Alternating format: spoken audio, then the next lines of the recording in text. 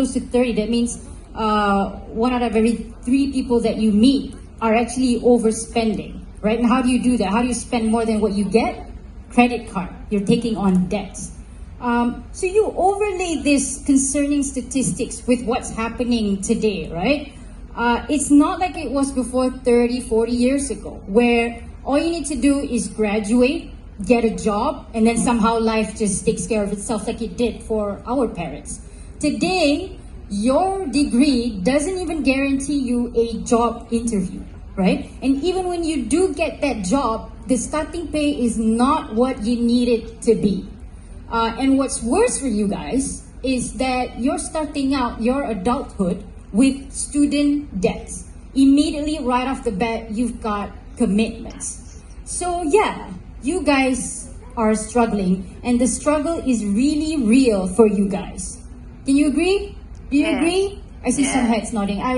And as a recent survivor of the youth years, I can still relate to a lot of it. My youth years was really painful.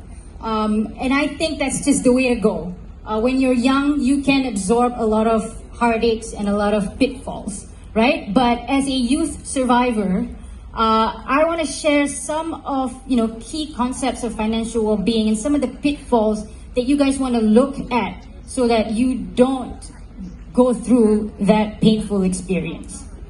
So the first concept, and I think we've also brought this up, right? Fairly simple concept, needs versus wants. Everybody understands this, and it's my favorite concept. So a need is simple, right? It's what you need to live. You need food and drinks, you need clothes, you need shelter, you need transportation.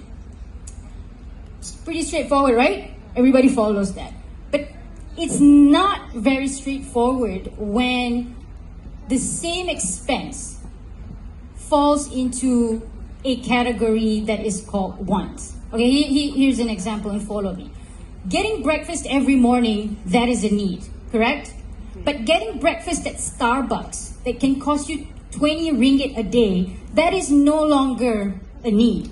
That is a want, right? Living in a serviced apartment, that is a want. Getting shelter is a need, right? Buying clothes is a need, but getting a top at Zara for 150, that is now a want.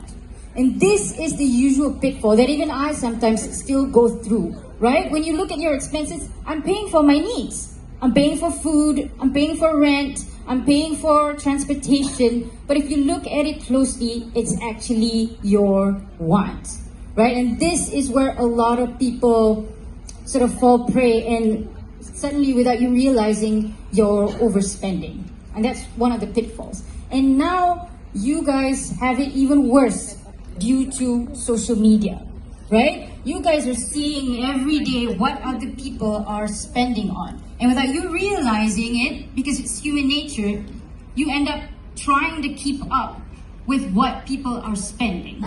So here's my tip as a youth survivor. Don't look at the social media, look at your bank account statement and be honest with yourself in terms of what you have to spend. When you look at how much money you have, that's when you gain real perspective of what you need and what is actually a want. You guys follow me so far? Okay. Next is spending behavior. One of the other things that people sometimes forget is to be aware of what your spending behavior is, right? Suddenly you're hearing statistics like 47% of youth are spending all of their money. So that's in the first category, right? You're spending everything. And this is the part where you want to avoid. I've been here where prior to salary day, I literally only have 3 ringgit in my bank account. And it is scary, you guys, because that is when you are most exposed to danger.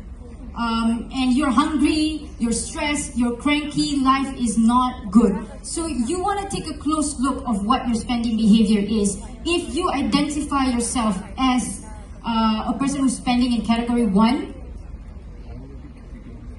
take a step back and figure out how to move to category 2 or 3. Now category 2, you're not that bad, you're spending some and you're saving some.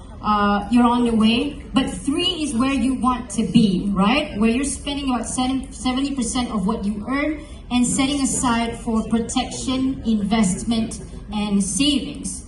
And there's a distinction between protection, investments, and saving, which is clearly, I guess, articulated in this slide. Now, if you look up financial planning pyramid on the internet, what's going to come up is the image on your left-hand side, right? Where protection is at the bottom, and then you've got savings, and then you've got investment.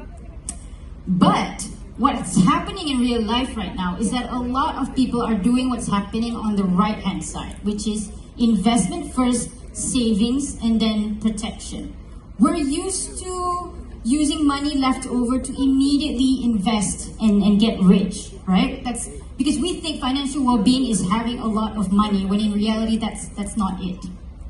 So if you are practicing what's happening on the, oh God, I always confuse left-hand side. Left, right, this one, right? That's the equivalent of getting on a high-speed bike without a helmet on. And I have personal experience that all you need is one bad break to wipe out all of your saving and investments. So you need protection, you need takaful. Am I running out of time? Yeah. Okay. And I'll end it right now by wrapping up and saying that, again, financial well-being is not about how much money you earn. It's about how well you manage your finances.